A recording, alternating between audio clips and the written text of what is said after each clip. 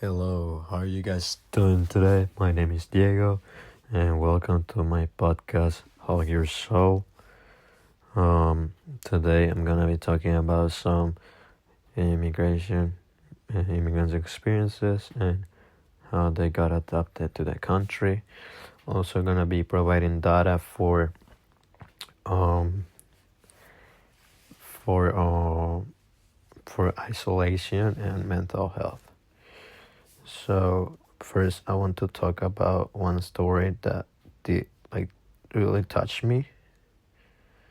Um, it's about one girl. Her name is Valerie. She moved from El Salvador. She is my age. We went to the same school. Um, so basically, Valerie uh, moved with her mother to the U.S. and it was really rough for her because he left her dad and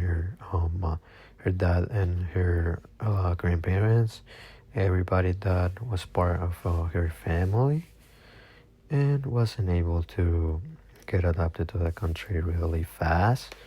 She told me that she moved here when she was in middle school. She was 10 years old, and it took her a while to learn English. And her mother moved for uh,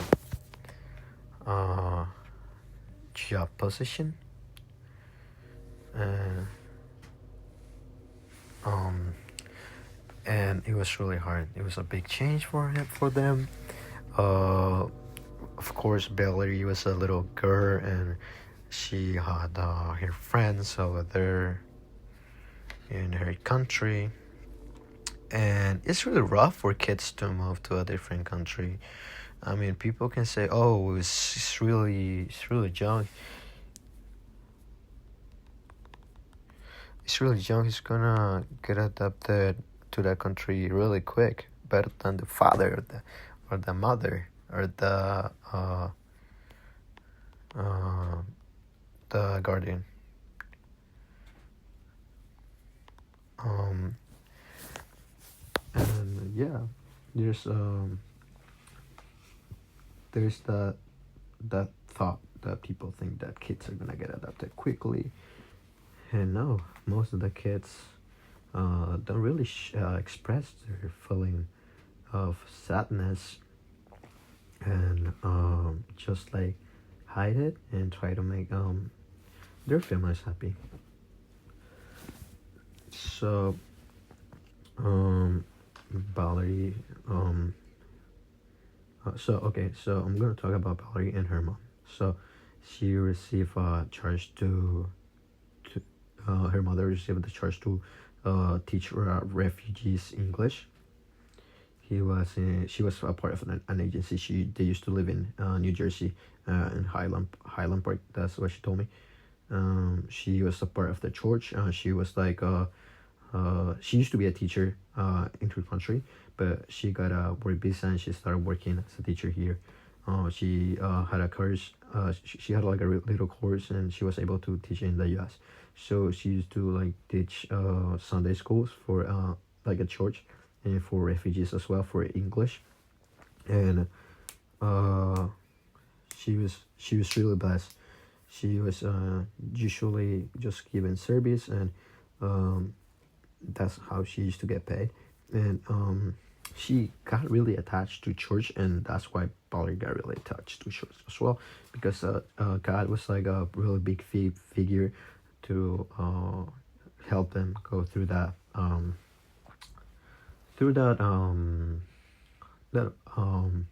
path.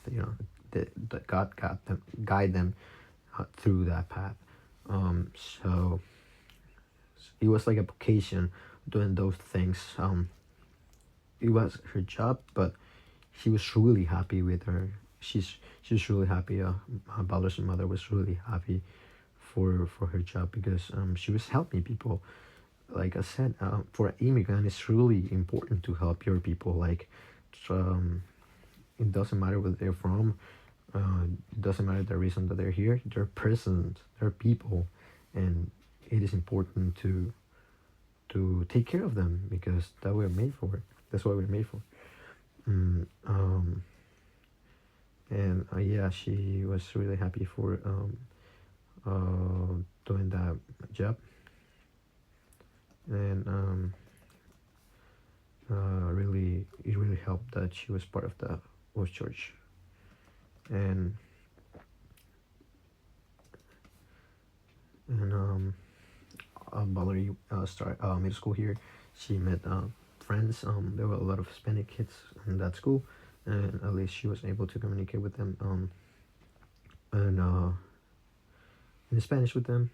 Uh, so I think, and I actually discussed with I had a really deep conversation with Valerie's mom because I used to hang out with her. She was one of my best friends, but she moved. She goes to Michigan State now, and yeah. So it is really important to hate your neighbors. So as Jesus Christ said, love your neighbor as yourself. Um, that's how you put it in practice by helping refugees, helping communities, helping people at streets that really need it. And don't look them as they're less because they're not. They're people and we're equal. And that's something that really touched me. And so, Baller's mother Anna told me that her first student, he was actually a woman from Costa Rica. She left a couple years looking for a better job, better security. She used to have that woman had used for people that didn't speak English, so they were like old people. They were adults on that Sunday church classes. So she had she had the lady had 4 kids that had 3 years in the U.S. She taught them for a year, and were able to find a job, and she also used to provide them food, even though we, her job wasn't paying for it. She was paying for food to give to people that really need it, and that was just like a blast. And yeah, she found a better job at Michigan State, and that's why Valerie goes there. So her mom did great things, but my friend Valerie used to struggle a lot with mental health since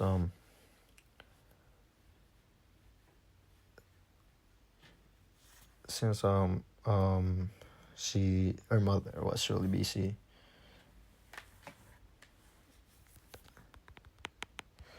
Her mother was really busy by teaching other people and teaching kids to learn English and provide them her service. So Valerie started middle school, started meeting new people, meeting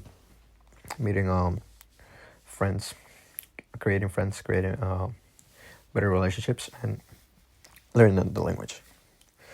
Of course, Valerie didn't spend that much time with her mom, but her mom also thought that it wasn't necessary to teach her kid English because she was going to learn faster at school, and only talked to her daughter in Spanish, in this case Valerie, and Valerie wasn't able to learn English that fast as the other people that she taught, and so it was something that really made her feel isolated, and she felt that she wasn't that important to her mother, even though she was. She felt that her mother used to care more about other people and not her, and that's something that really affected Um, when she was in high school, she was able to speak English, but she was really embarrassed to speak English with people I met her. During my sophomore year, she was she's one of my best friends. I still talk to her, not as much as before, of course, but yeah, she told me those complications. She struggled by not being able to see her father because her father didn't because her mom and her father got divorced, and um her dad was not living in the U.S. as Valerie was and her mother. So that was one of the things that really affected her and never talked to her mother about. Yep. And as I said, kids can get adapted quickly to the U.S., but also can affect their mental health. And I think parents should be more aware of that. And I'm not saying that Baller's mom is not a great mom, because she is. She was really nice to me as well, and she's just an amazing person. And I felt that some immigrants, they don't look for help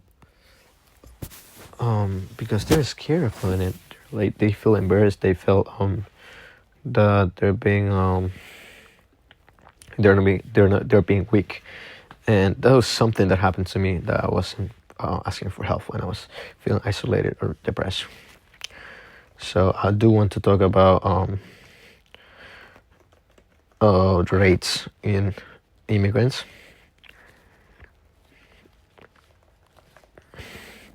So the highest percentage of people with in the U.S. is about 3.9% in the immigrant population who have been in the U.S. for 15 plus years, compared to the 3.68% of U.S. born and 2.27% for those that have vice residence. So the highest rate of people with depression in the U.S. immigrants is 18 to 29 years. They have 34.3%, and 30 to 44, they have 34.9%. It's a greater depression diagnosis rates in their lifetime than those older than 44. Women older than 44, 22.8%, and adults age 18 to 29, 24.6. So I feel that depression rates can be because of the length of resident immigrants who have lived in the U.S. for more than 15 years have higher rates of depression than U.S.-born individuals, of course. Mental health services. So Latino immigrants use mental health services at lower rates than U.S.-born Latinos. Undocumented Latino immigrants have the lowest rates of the service use because they're scared of looking for help. They're scared of asking for help. They feel that they could get in trouble. They could get sent back to their countries. They feel that they're gonna be, the people would think that they're gonna be weak. They feel embarrassed, and cultural factors as well. There's challenges like different gender roles, loss of culture, and cultural discordance. That can increase the risk of depression for not knowing who you are and where you come from. That's something that was happening to me. I was rejecting my past and my culture, which is really bad. And there's trauma as well. Immigrants may experience trauma, like people that cross the border, and so a lot of people getting detained and people dying as well. So in California Health Interview Survey, rates psychological distress increased 140% for immigrants living in the U.S. for fewer than 5 years between 2015, 2017, and 2019, 2021. I feel that